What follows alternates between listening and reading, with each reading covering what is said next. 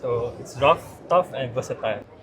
Assalamualaikum Cik. Waalaikumsalam. Cik, menarik lah model ni. Ya. Tarantula yang nama dia. Tarantula, yes. Okey, boleh tak sebelum tu Cik memperkenalkan diri sebab saya ada banyak benda nak tanya pasal tarantula Boleh. ni. Assalamualaikum warahmatullahi wabarakatuh. Nama saya Haziq dan kita di MILDEF International Technologies merupakan syarikat swasta Bumiputra yang membuat kenderaan berperisai di Malaysia. Cik, boleh tak Cik terangkan apa perbezaan model sebelum ni dengan model yang terbarukan kat DSA tahun ni? So kita dalam tentera kita ada banyak core. So kita membuat kenderaan mengikut specialty dia lah. So kalau bahagian ni kita ada lengkapi dengan misal yang boleh aim dekat tanks. So ni lebih kepada mechanized punya division lah. So kenderaan-kenderaan ni mengikut division-division lain di dalam tentera lah. Boleh saya tahu kenapa tahun ni MILDEF decide untuk bawa model ni? So kita ada collaboration dengan Rocket Sun. So Rocket Sun ingin mempertunjukkan dia punya sistem guided missile diorang. So kita ada kenderaan penyedia platform. So sebagai penyedia platform telah letakkan senjata ini sebagai dia punya ni lah. Cik, boleh tak Cik ceritakan lebih detail pasal model ni? Kenapa warna dia warna coklat? Kenapa body besar? So warna kenderaan tentera ni dia mengikut geografi dia. So kalau kita nak promote kereta kita dekat bahagian Middle Eastern yang ada sand semua, so colour dia mengikut colour tu lah. Kalau macam Malaysia ni lebih pada hutan, kita akan buat colour warna hijau sikit. Okey, Cik, boleh tak Cik terangkan sikit apa keunikan this model daripada model yang dibawa sebelum ni dekat DSA?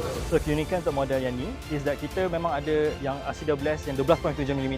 So senjata dia sendiri tetapi di-attachkan oleh sekali dengan ATGM misal dekat kenderaan ni. Faham, boleh tak saya nak tahu macam model ni dia pernah dibawa dalam misi mana-mana tak sebelum ni? Tidak. Ni pertama kali MILDEF mempertunjukkan varian ni. So tayar ni besar, kalau nak bawa off-road senanglah nak keluar off-road. So tayar ni juga dilengkapkan dengan sistem run flat system. So kenderaan ni kalau tak ada angin pun dia boleh still boleh jalan lagi. Dia boleh pergi lebih daripada 100 km. Kalau memang tak ada angin langsung boleh still bergerak lagi. So ini ialah smoke grenade launcher. So kalau kenderaan ni dia dapat detect ada threat, dia boleh selamatkan diri dia dengan menekan smoke grenade sedangkan lindungi liling dia. So ni dekat 4 penjuru kita ada panggil laser warning system. So dia akan detect kalau kita ada laser yang track kita. So kalau ada orang nak tembak, dia akan guide dengan laser dulu. So benda ni akan detect apa-apa ancaman daripada luar. Tarantula ni dilengkapi dengan 8 seat 8 crew. So kita ada driver, commander dan rear crew seats lah. Dan kerusi dia ialah main blast seats. So kerusi ni kalau ada letupan di bawah, dia akan absorb the impact sikit. Kita ada hatches, orang nak keluar in case of emergency. So di tepi ni pun ada gunport. So gunport ni kalau tembak dengan selamat daripada dalam, kita boleh buka gunport dan menembak.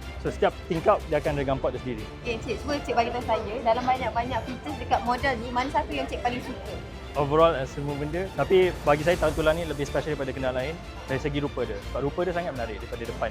Okey Cik, apa proud moment Cik sebagai seorang engineer yang membina kenderaan ni dari Malaysia untuk Malaysia? So daripada saya rasanya tengok kerjasama antara engineer-engineer kita dekat MILDEF daripada design awal sampailah ke siapnya kenderaan ni, daripada sketul besi sampai terbentuknya sebuah kenderaan ni. I see. Daripada anak-anak Malaysia kita sendirilah yang welding, yang membuatkan production dia semua lancar lah. For Malaysia, by Malaysians, for the world. I see. Okay Cik, one last thing lah saya nak tanya. Okay, cuba Cik describe Tarantula ni in 3 words. So it's rough, tough and versatile. Okay, thank you so much Cik.